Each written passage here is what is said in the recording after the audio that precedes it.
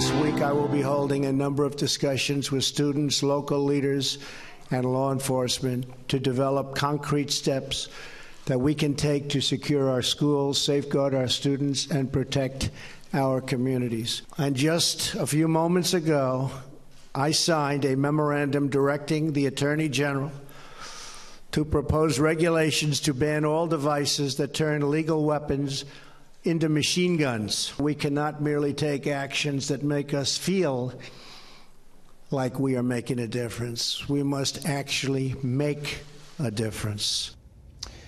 President Trump today calling for a change in the rule on bump stocks. These are the additions to guns used in the Las Vegas shooting, not in the Florida shooting, to make it essentially, as the president said, a machine gun, an automatic weapon. The Justice Department, there you see a picture of that, the Justice Department releasing a statement. The department understands this is a priority for the president and has acted quickly to move through the rulemaking process. We look forward to the results of that process as soon as it's duly completed. We're understanding it's coming to an end. This, as the Washington Post and ABC has a new poll out after the school shooting in Florida that says doing enough to prevent mass shootings. Congress at 19%, the president at 29%. Clearly, at least in the polls, there is a lot of momentum to do more. Let's bring in our panel. Steve Hayes, editor-in-chief of the Weekly Standard. Charles Lane, opinion writer for the Washington Post. And Charles Hurt, opinion editor for the Washington Times. Okay, it came as a bit of a surprise today. It didn't see it coming, the bump stock announcement. This rule, what do you think it means, and what does it portend to the meetings ahead for this week? Well, I think it's hard to tell exactly what it means and where this broader debate is going. I mean, if you look back before the new year, Republicans in Congress had considered taking some measures like this legislatively and then opted not to. So I think the fact that the president stepped up suggests that there's consensus on the Republican side, or at least strong agreement on the Republican side, that this is something that ought to be looked at.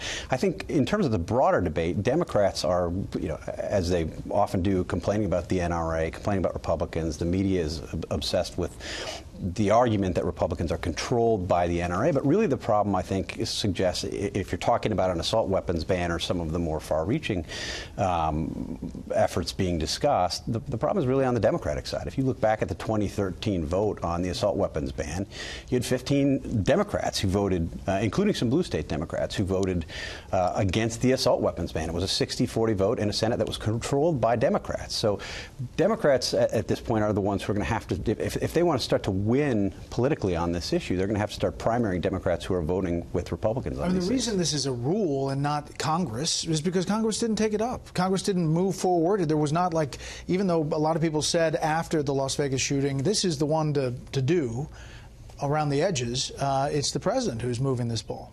Well, yes, and I think that to your original question, what does it mean? It raises a question of how substantial a rule it's really going to end up being, because under the Obama administration it was thought within the ATF that there wasn't enough statutory authority to enact it by regulation, which now President Trump is going to attempt to do. And that tells me that somewhere down the line somebody's going to sue over this if it's not actually enacted into law. So Senator Dianne Feinstein, a Democrat of California, is calling for a statute, and I frankly don't understand why there shouldn't be a statute. Unless maybe the only thing that's going on here is that President Trump is feeling under pressure over gun control and he's got to do something really quickly. I think Steve makes a very astute point, though, about the Democrats. There is a dilemma for them politically. Right now there is a special election going on in western Pennsylvania, Trump country, and the Democratic candidate for that seat is running as a pro-gun western Pennsylvania kind of Democrat. And in some of these red states, the Senate candidates on the Democratic side are torn as well.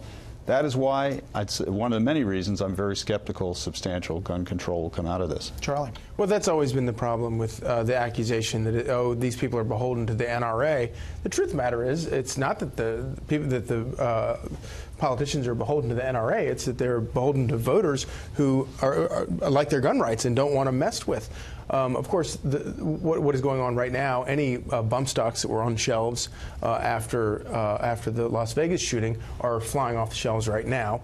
One of the things I think a lot of people miss about what people love about guns, they love the brilliant mechanic ingenuity that goes into them. They're very, they're very complex, beautiful, graceful machines, and that's how the bump stock came around. And so, as you point out, the questions will be how broad is this? Because, of course, whoever came up with the bump stock to begin with can easily come up with something else that does the same thing. I think what that guy in Las Vegas loved about it was how it enabled him to kill 58 people. And I think that we're now reaching the point, I think what may be changing within the Democratic Party, too, is that this is really just, there's a level of outrage now. These slaughters and these massacres are just, if nothing else, is a national embarrassment. And I think the fact that President Trump felt pressure to move shows that the beauty of the gun and the Second Amendment right is starting to lose its hold a little bit at the margins. But the fact that it was so easy, an easy thing for, it wasn't a big gun company that came up with the bump stock. It was people that were fiddling with guns, home, modelists and stuff like that. And the point is that if people know how to do this sort of thing, other people can recreate it. Let's look at the bigger picture here. And this week he's going to meet with several different groups on the issue of gun control broadly, and also stopping school shooting and increasing security at schools. Here is a Republican from Florida and Sarah Sanders today on the background check issue. We need to strengthen Second Amendment rights for responsible gun owners, but we clearly have to do more to make sure guns stay out of the hands of those who want to harm innocent people. The President has expressed his support for efforts to improve the federal background check system, and in the coming days we will continue to explore ways to ensure the safety and security of our schools. There's a growing interest. A lot of Republicans are saying yes, some of these changes are really common sense. So I guess it's just a different tone. You haven't heard this kind of tone in I don't think ever. No, I think there is a new tone. But look, I mean that's pretty broad what they're saying. We're going to take a look at background checks. I mean we have heard that before. We've heard that after every one of these. We're going to take a look at background checks. The question will be when you lay out the details of what the changes will be, if we ever get to that point. Is it something that Republicans will embrace at that point? And as Charlie argues, is it something that gun owners across the country will embrace? And, the other thing is, I don't think anybody would disagree with the fact that we need to do more about, more about making sure that people who shouldn't have guns are not allowed to get guns. The guy in whether it's the guy in Las Vegas or this guy in Florida, you have the police coming to his house 39 times in one single year.